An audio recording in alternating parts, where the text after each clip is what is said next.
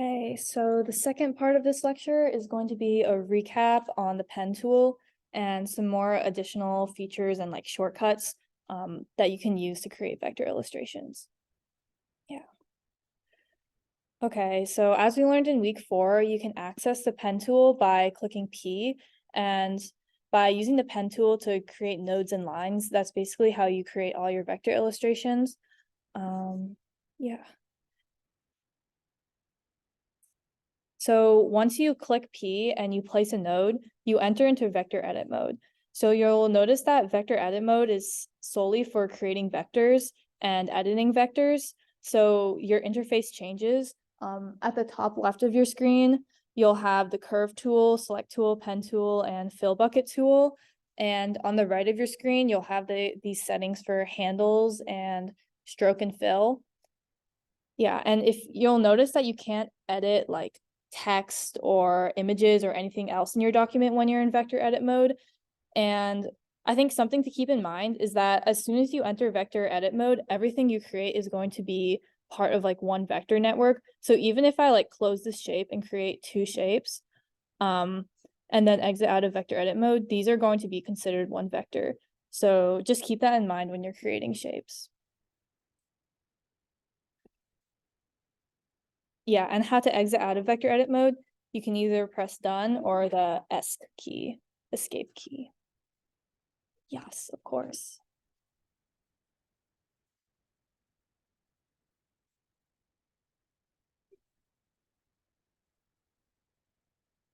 Okay, yes. The question was like how to create curves using the vector tool. We're gonna go into that a lot more, but you can either, in short, basically you can either use the curve tool up here and drag on the curve and adjust the handles, or you can press and hold Command and while clicking and dragging out the curve like this.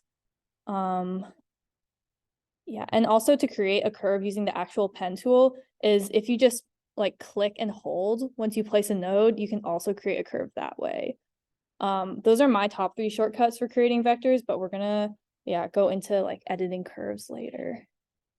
Yeah, let me know if there are any other questions.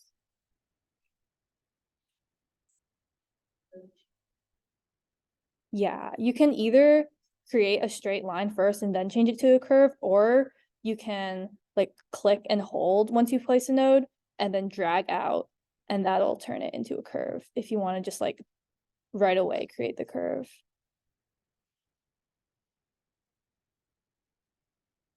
Okay, yeah, going into curves. All curves in vector illustration are created using Bezier curves.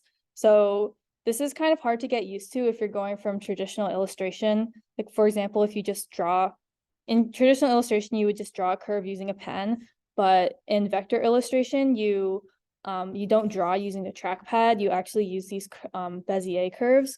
So the anatomy of a Bezier curve is it's centered usually at this node, and there's 2 handles, which is these 2 lines coming out of the node. And at the end of the handle, you'll see this little diamond icon, and that's how you adjust the handle. Yeah.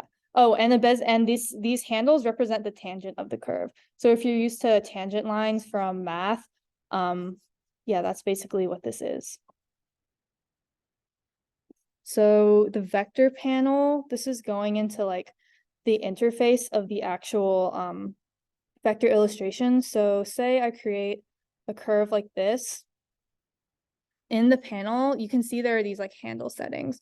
So right now I have, one sec. Let me go back into this. The settings for this handle are mirror angle. So when I adjust this handle, it's going to adjust like the full curve on both sides. But if I switch this angle to no mirroring, then when I adjust one handle, it doesn't affect the other. So like this is important if you want to create like a sharp curve coming off of a like gradual curve. So say I want to create a heart. Let's see. Actually, or I just want to create like a sharp curve and then a gradual curve at the other end. Let's convert this to a curve. So say I don't want this gradual shape. I want like a sharp incline on one side. I can switch these to no mirroring, and then I can like get this wave shape or this sharp corner that wouldn't be possible without like unlinking the mirroring. Yeah. Okay, and now the paint and fill bucket tool. This is the main tool you'll use for filling in your vectors. So yeah, if you're creating any illustration, this is how you would fill it. So the paint bucket tool, you can either access by clicking B when you're in vector edit mode, or by clicking it on the top left toolbar. So what used to be the case in Figma is that all of these, every vector in your network had to share the same fill property, but they recently have added an update where you can manually go in and change the fill color in your illustrations. So like say I drew this fish, I can simply click on the segment of the vector and use the eyedropper tool to recolor it, or I could use the fill bucket tool. So I guess I'll just do an example of that now. Let's see, so if I create this shape with multiple different parts, and I want each of these parts to be a different color. So when I use the fill bucket tool and I click on each of these shapes, it's automatically going to fill it in. Fill it in with the same color. But once I click on it again, I can manually go in and adjust the colors. Yeah.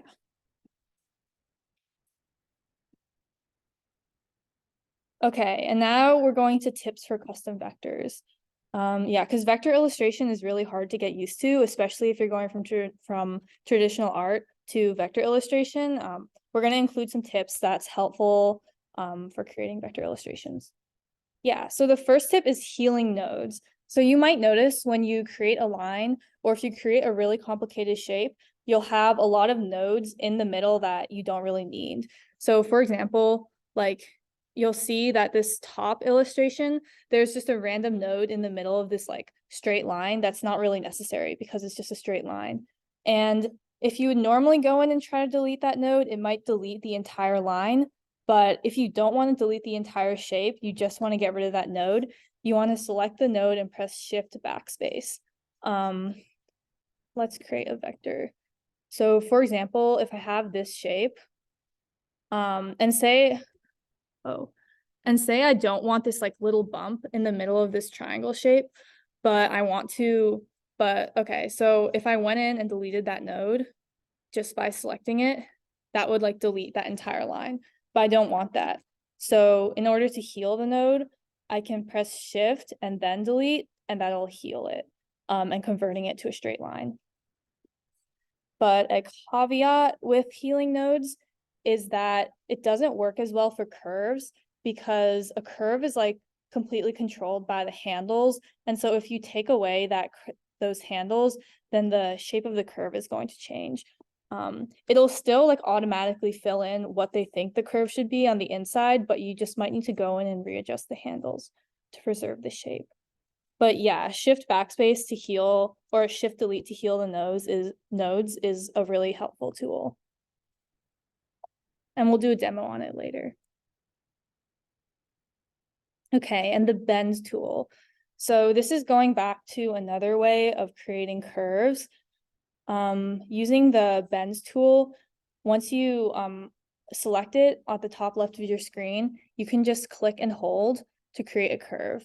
And here it matters where you click, because if I click over here, the curve will be centered to the left, versus if I click in the middle, it'll just be pulled up from the middle. So say like one way of creating illustrations is just to create like, just to draw between each point where you think you want the curve to be, and then go back in with the curve tool and like make all the curves.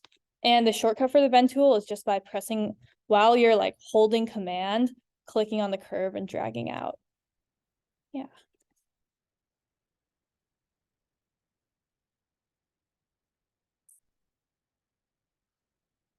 Okay, so wobbly lines in vector illustration is often caused by too many nodes.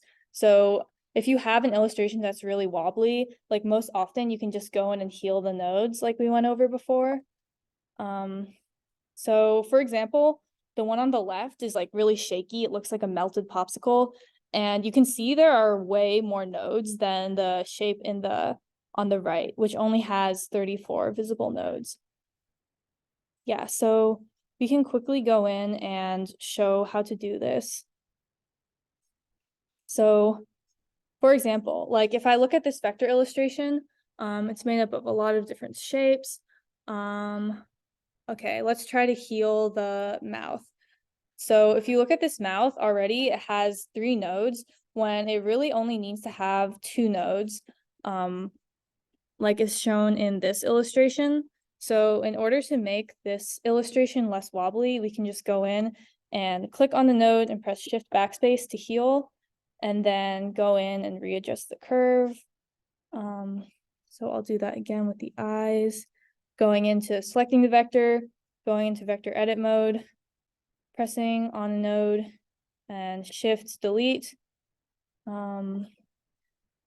Shift Delete. And again, you'll notice you might need to readjust the Bezier curves. Yeah.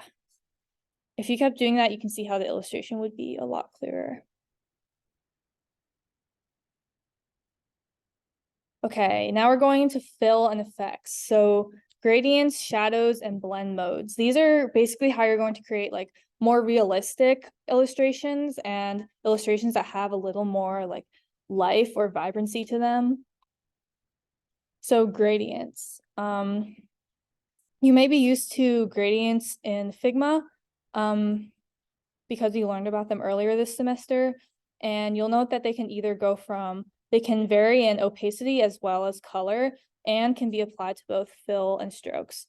So to add a gradient to something, you can just select the fill. And so currently it's on solid, which is just a solid fill color. If we change, these are all options for gradients. So let's try linear gradient. Yeah, so you can see it created a gradient. And something that I learned recently for gradients is that if you click anywhere on the gradient, you can create another point and then adjust that color. So if you wanted to create a rainbow gradient, you could just like keep clicking and adding colors to create like a really large gradient. Yeah. So linear gradient, this is what I just showed you, gradient in a straight line. And you can add like more colors to this gradient by clicking on this bar that appears in the fill panel.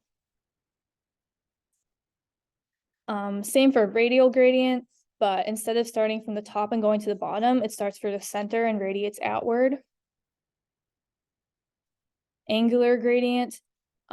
This is most useful in shapes like a circle with the middle taken out because it'll start from the middle and like radiate outwards. So if you see, if we apply like this rainbow gradient, it has this like little point in the middle. Do without with what you will. And then diamond gradients, these are kind of like just for special effects. You can create these like these little star shapes. Yeah. Okay, and color styles. So color styles are really important because if you're creating a game or anything where there's like a consistent gradient you want to apply to everything, then it's really cool to be able to save the gradient so that you don't have to like replicate the gradient exactly each time. So yeah, it's just noting that you can create color styles with gradients too. So just by clicking on these 4 dots next to the fill, if I press plus under color styles, I'll just name this red, green, blue. I can now create any shape and really quickly just add that style. Yeah. Okay, and now effects. So the effects are background blur, layer blur, inner shadow, and drop shadow. And at first, you might be like, I'm never going to use these effects because why would I need just like a random shadow? But they're actually really useful for creating like any sort of realistic illustration. So for example, the drop shadow, this might be if you want this button like this that says I'm floating, like that hover button effect. you can put a drop shadow on. So say this was the button. The effects box is right under the stroke on the right-hand panel. So if you just press plus, the default effect is just a drop shadow. And this little sun shape to the left of the drop shadow is how you edit all the properties of the drop shadow. So currently you can't really see it because it's not really like this X and Y is adjusting how far away from the shape it is. So see like Y is moving it farther down, and then I can adjust the blur. Yeah, you can also adjust the color. So that's a drop shadow. Okay, and then inner shadow is just the same as drop shadow, except it's in the opposite direction. Like looking like the shape is indented into the page rather than like floating out. Okay, and layer blur just literally takes the layer and like makes it more blurry. And at first I didn't really use the layer blur because it was like, why would you want to make text blurry? But it's actually really useful for shading. For example, like if I create this shape, let's say that this is supposed to be a blueberry and I want it to be shaded darker on one side. Something that's useful to do is create a layer mask. So for example, I'm going to draw like kind of a strange shadow shape that I might want. Fill it in. And then if I put on the layer blur effect, I can make this really blurry. So this is kind of like blending. If you've ever used like charcoal or paint and you want like a skin tone, like a layer to blend into another layer, kind of like the Pixar Soul animation, you can just make this really blurry. And then something that's useful in vector illustration overall is creating a layer mask. So a mask is basically just like making a cutout using like one shape on another. So basically I put this shadow over this blue dot. So if I click on both of them and then 2-finger click and then go to use as mask, then I get the purple like just in the shape of the circle. So if I select both of these and move them, now I have this like perfect shade for this blueberry. Yeah, that's like a pretty useful thing to do, but creating masks can kind of be a difficult concept to grasp. So just keep that in mind. Okay, and then background blur is the same with layer blur, except it blurs the layer underneath. I personally don't use background blur that much, but it might be useful if, I don't know, you want a pop-up and then when the pop-up comes, you want like the background to be blurry. Okay, blend modes. So notice there's always this setting on the like on the top where this layer is that says pass through. These are the blend modes. So these are determining like how the layer is placed on the screen. So currently it's just like a flat color, but if I change it to like darken, multiply, color burn, that's going to give it this like more translucent, like a different lighting effect on the page. And you can also adjust the opacity just to make it like more transparent. Yeah. And so now we're going to look at some examples of blend modes. So this is pass through, overlay. So overlay is a little more vibrant, multiply darkens, color burn is kind of even more dark, but like really stark. And then, yeah, I feel like the blend modes are most useful if you're creating like a sunset or some sort of like additional layer that's shading it over to give it like a more like, moody look. You want to change how the colors are. Like, for example, if you're creating like a spotlight, like, let's see, pretend like this is a spotlight and you want it to be like a really bright color. Like if you just did pass through and you like lowered the opacity, it would look kind of foggy. But if you want it to be brighter, like maybe you would change it to like, yeah, so like overlay, that makes it like a little bit brighter. I feel like this will make more sense if you're doing like some sort of realistic illustration. But to me, this looks a lot more like a spotlight than just a plain pass through. Yeah. So now before we go, I'm just going to be doing a quick demo of like breaking down how some of these more detailed illustrations were created. So the illustrations on the left were created by Ace, and the illustration on the right was created by me. So first we're going to go into this watermelon. I think this one has a good mix of like normal of straight line shapes and then also like highlights. So naming your layers is really important. So inside the watermelon slice, we see that there are different layers. So the seeds are all created in one vector that's grouped together, and they're created with, or they're not grouped together. It's just actually a gray seed, but it's placed on using color burn at 60%, which is why it looks kind of red. So if I just switch that to normal and change the opacity to 100%, then you can see it's just a gray dot. So I guess that's a use of the opacity layers or the blend mode settings. Make sure it's normal. Okay.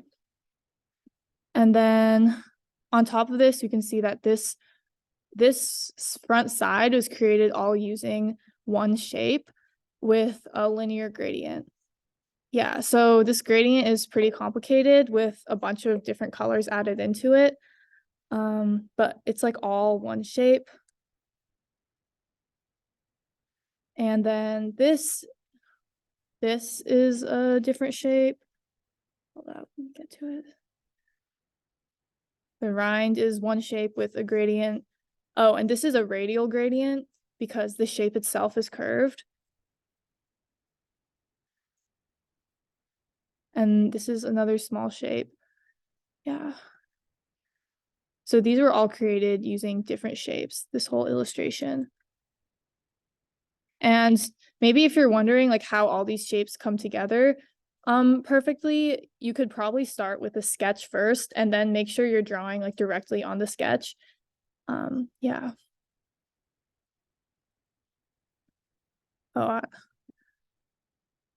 I'm also curious to see if these line up perfectly.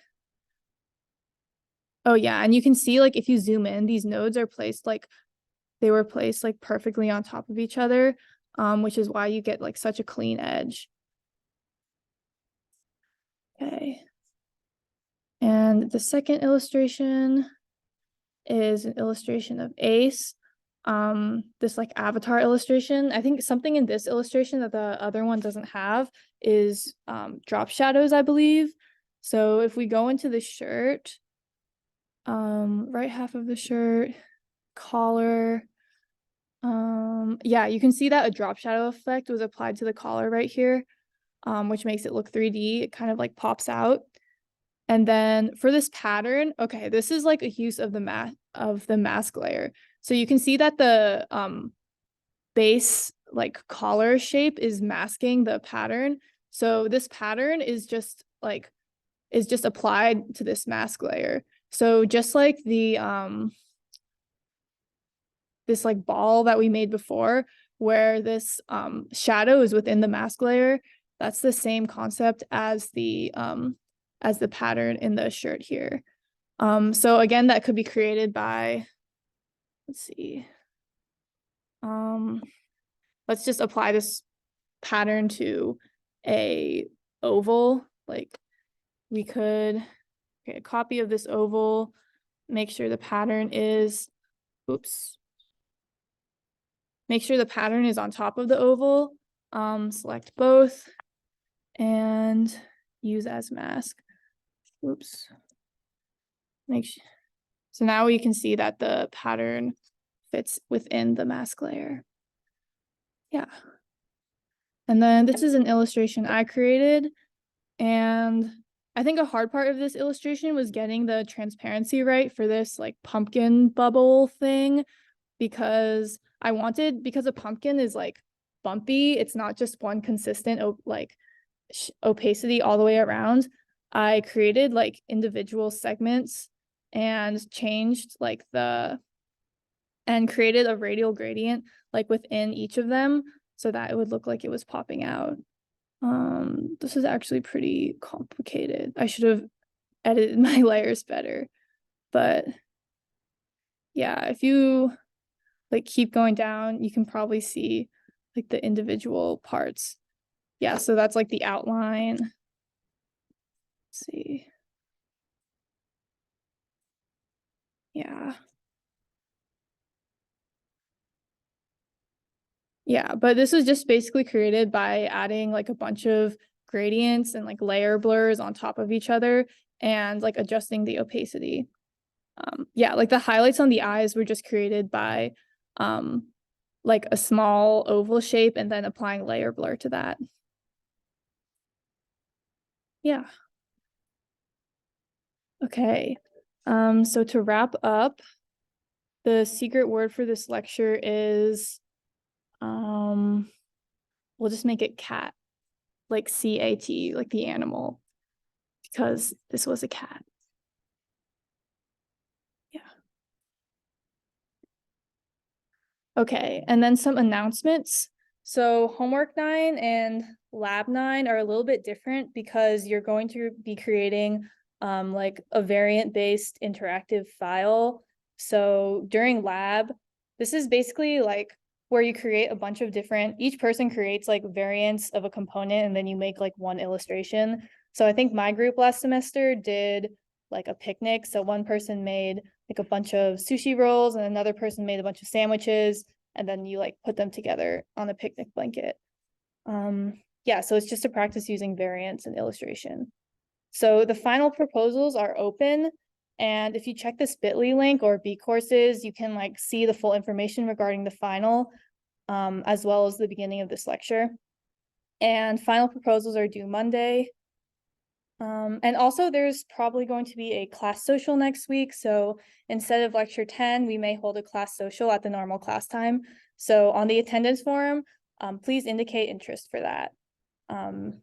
Yeah. And that is it for today. Thank you for listening.